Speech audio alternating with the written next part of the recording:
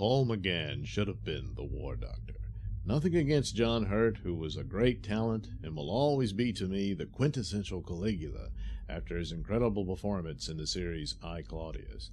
If you haven't seen it, stop torturing yourself and do yourself a treat and watch I, Claudius. It's magnificent. But the introduction of the War Doctor damages, or not so much damages it, but kind of tears at continuity. And simply saying he didn't call himself the Doctor doesn't really fix it.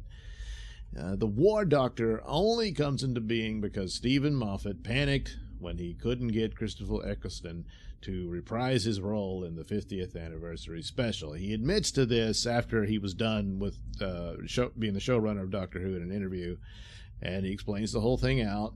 And so that's what happened. He was in a bind, and so he had to come up with some other way to get 3 Doctors in it. He had already had a script that called for 3 Doctors, and he just never really planned on Eccleston not being there. He should have, because Eccleston was pretty clear of how bitter he was about how the BBC had treated him. And so there it was. But he went right up to the last minute, and Eccleston says, yeah, I'm not doing it. So with Eccleston not on board, it was pretty obvious who the other choice should have been. And it was the 8th Doctor, Paul McGann. Why this didn't happen is still not clear. Moffat claims that he just didn't see the 8th Doctor as a War Doctor, and that was his reason he didn't cast McGann for the special. But this is almost certainly not true. Moffat offered his original script for the Day of the Doctor for charity, and in it there's the scene where the Doctor appears to have only recently regenerated when he first encounters the moment. So that was going to be Eccleston's scene there, and he's referring to himself. He's just getting used to this new body. So the 8th Doctor, in Moffat's mind, had been fighting in the Time War up to the point the 9th Doctor decided to burn Gallifrey. So all this business of, I just didn't see the 8th Doctor as a War Doctor. No. So why not put McGann in the special? I don't know. I would have thought it might have been a scheduling problem, but why not just say that? Said, oh man, he just wasn't available and there wasn't time and we had to move forward and all that. But you could just say that. There's no problem in saying that. They were able to shoot the prologue short, Night of the Doctor, which I think the consensus is pretty clear. It was great, and it left people wanting more of McGann's Doctor. So, why not cast him? He was clearly available. I guess we'll just never know. Obviously it's something they don't want to talk about. I don't know if there was bad relations between the two or someone else involved with the show. But there it is. We just don't know.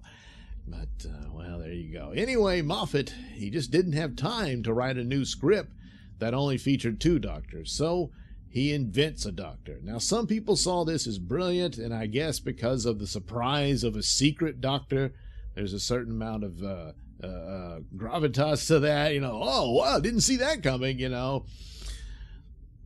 But it doesn't really work. Now, first of all, of course, the numbering is messed up. Eccleston was now the 10th Doctor, and Tennant is the 11th and the 12th. Remember, that cloned hen. So he occupies 2 regenerations there. And then, of course, that leaves Matt being the 13th Doctor. Yes, so the final one, Well, of course, it's just the numbering, and the Doctor just doesn't count his actual 9th self because, well, he's embarrassed of him, and he never went by the title of the Doctor anyway. Well, come on. This still leaves the more serious problem of the Doctor's regeneration cycle. Now, as a result of Day of the Doctor, Matt Smith's Doctor was the final incarnation. And Moffat then seeks to solve this with basically magic.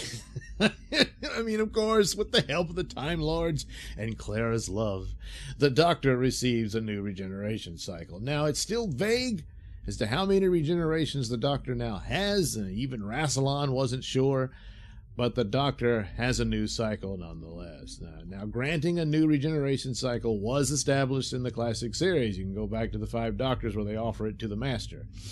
it was never confirmed as to whether a Time Lord can receive another 12 or less. I think we have to conclude that it was less than 12. Because, remember, the plot of the 5 Doctors depended on Barusa's desire for immortality. If he could just give a new cycle, then Barusa would have never needed the Doctors to go into the death zone and all that stuff. I would have thought it would take a little more than a magic spark from the sky to grant a new cycle, but whatever. That's how they did it. So Smith could turn into Capaldi, but there's still a problem here. How did Matt Smith's doctor heal River Song's broken wrist with regeneration energy? I guess the answer is that it was regeneration energy River had given him in order to save him from the poison she gave him in Let's Kill Hitler. And so I guess that clears it up, but not really. There needs to be a little bit more explanation for this to hold.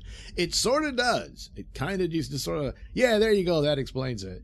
But you see, River gave him all of her remaining regenerations. So now we have to conclude that was only enough to heal the Doctor at the time without fully regenerating him, and leaving him only enough regeneration energy left to heal a wrist. Because at the time, Moffat doesn't know about the War Doctor. This was a last-minute thing he came up with to solve the problem with his special script. And so at the time of Let's Kill Hitler and Angels Take Manhattan, he doesn't know about that. So at the time, including with David Tennant having regenerated twice, you have the situation where Matt Smith's Doctor has one more regeneration left. So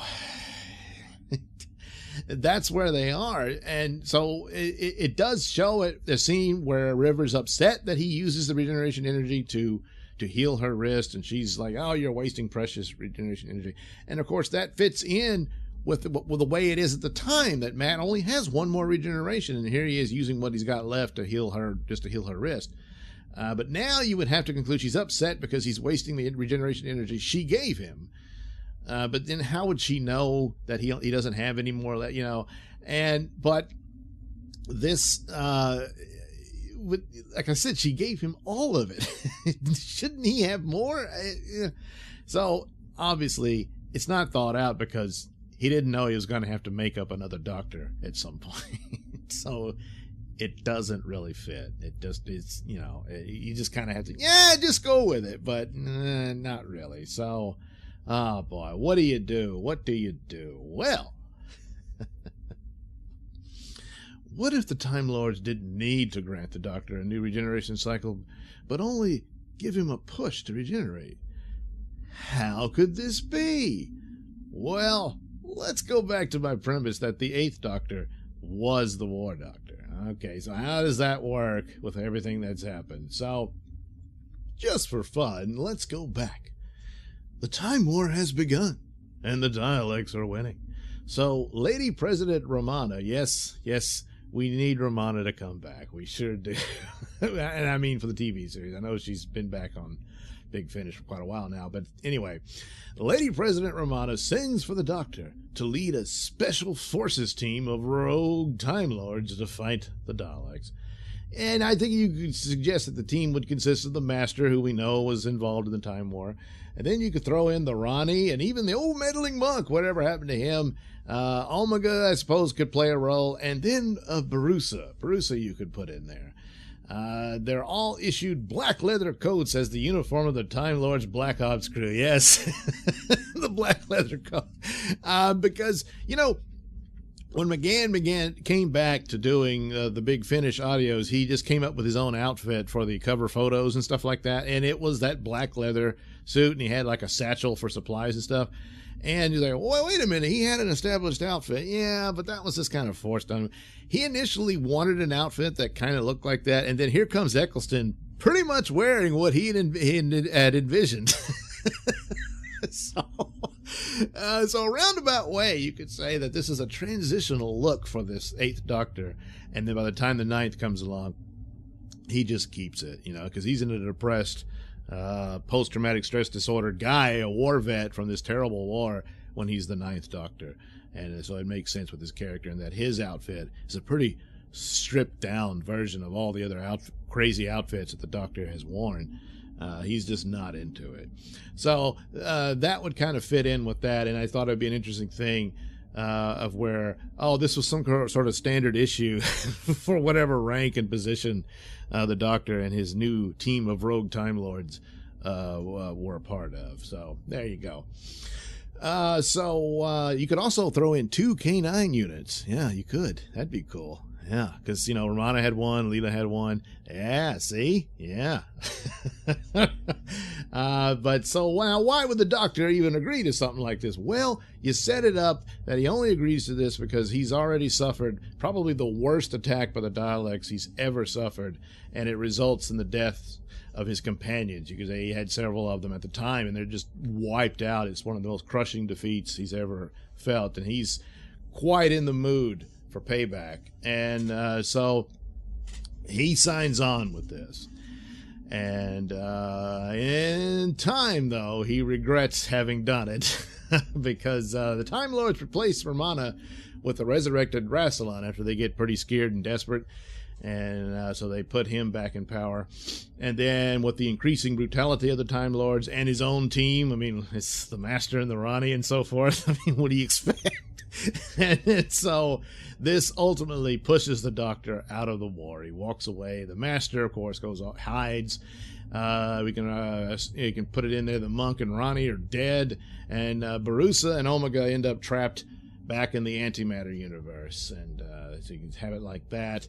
So, boy, things are going bad. The Daleks are terrible, of course, and then now the Time Lords are, and everyone's really, the universe is on the verge of ceasing to exist. So in a scheme hatched by the Sisterhood of Karn and Barusa, the Doctor is lured back into the war. Now, how do they do this? Well, Barusa, utilizing a method attempted by Omega in Arc of Infinity, bonds with the Doctor, this time successfully. As you recall, this did happen with the 5th Doctor in the show, and it didn't quite work out.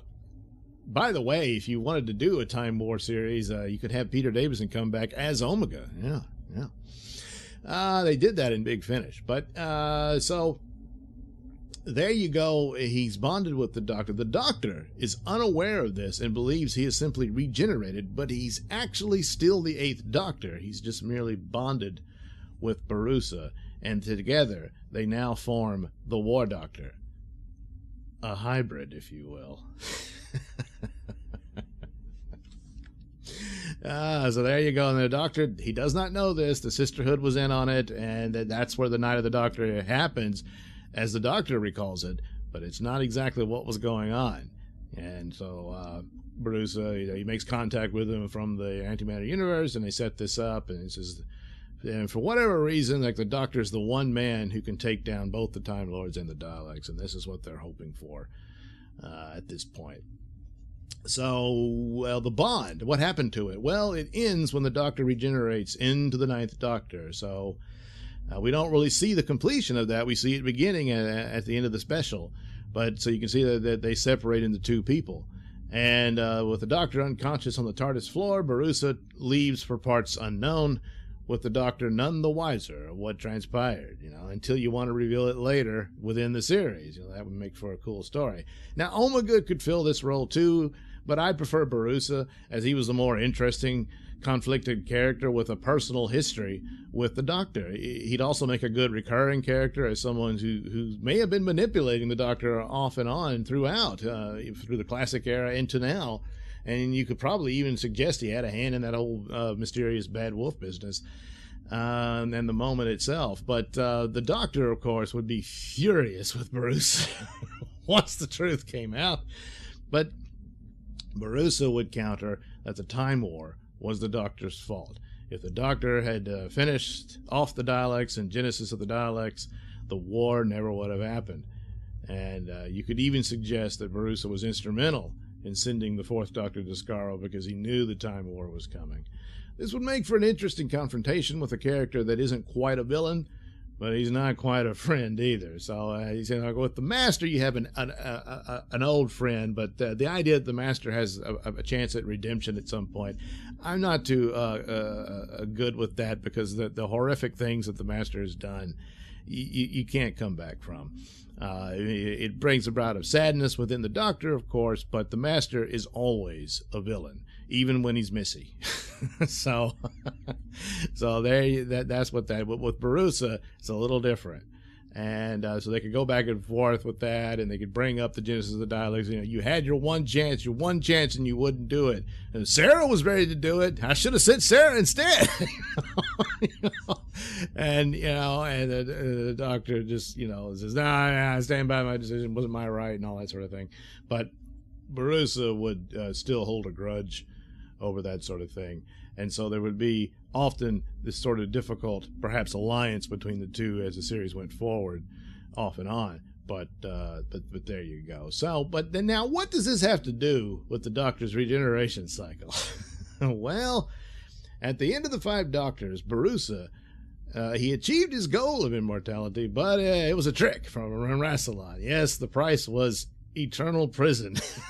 So he got stuck in that sarcophagus wall with the other Time Lords stuck in there. They're all like, "Oh no!" But we can simply say that for the purposes of the Time War, Barusa was freed. But regardless of all that, he's out, but he's still immortal. For whatever the transformation happened to him as a result of what Rassilon did. So after bonding with the Doctor, this left the Doctor with perpetual regeneration as well, albeit without his knowledge. So the Doctor, being unaware of this, he just wouldn't attempt to regenerate because he didn't know he could. In that last episode from Matt Smith. So I suppose, if he had suffered a heart attack or something, his body would have triggered his regeneration, and he would have woke up. What the hell? How'd that happen? And then he'd be wondering, saying, something's not right here. Did I lose count? So when the Time Lords send their spark through the crack in time, it gave the Doctor a push to regenerate. Even if it was a new cycle of, say, 5 regenerations, with the Time Lords unaware of the Doctor's immortality, the resulting push still remains. So John Hurt was still the Doctor, but a special Doctor, and continuity works. Now, I haven't heard any of John Hurt's or Paul McGann's Time War stories of Big Finish, so I don't know what elements those stories have established about the war. I have heard that there were, I think, novels saying Rassilon ultimately killed Barusa, but with the Time War folding time and all that sort of thing, it was to say what happened and then unhappened. So it could be something along those lines. So, I'd still like to see televised specials featuring the 8th Doctor, even if they were only online 20-minute mini episodes. That would be just wonderful, but it's probably highly unlikely. But still, it's a pleasant thought. Yes, just a thought. Thank you for watching and listening. Say, why not like and subscribe, and check out the links below. That'll take you to my mini stores that have plenty of goodies for you.